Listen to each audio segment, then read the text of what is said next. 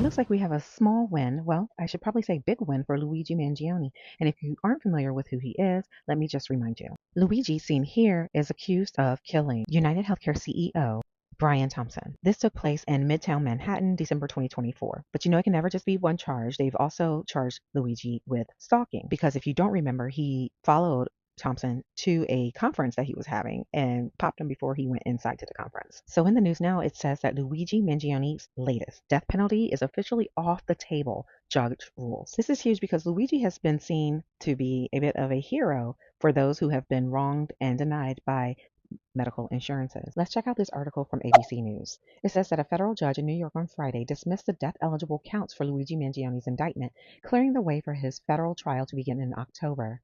Tortured and strange, though she said her conclusion may be, U.S. District Judge Margaret Garnett ruled stalking is not a crime of violence and therefore not a predicate to make the killing of the United Healthcare CEO Brian Thompson a capital crime. No one could seriously question that this is a violent criminal conduct, Garnett wrote. However, her opinion said that the U.S. Supreme Court requires her to analyze the allegations in a way that is, quote, totally divorced from the conduct at issue, i.e., the murder.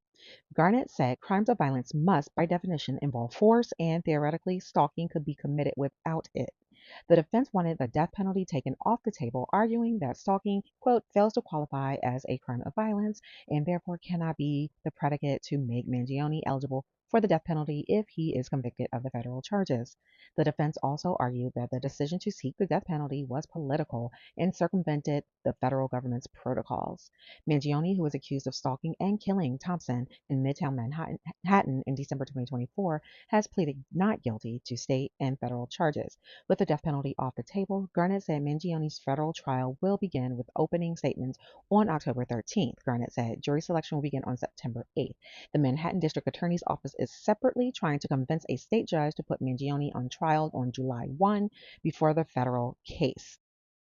Garnett on Friday also declined to suppress evidence seized from Mangione's backpack when he was apprehended in Altoona, Pennsylvania.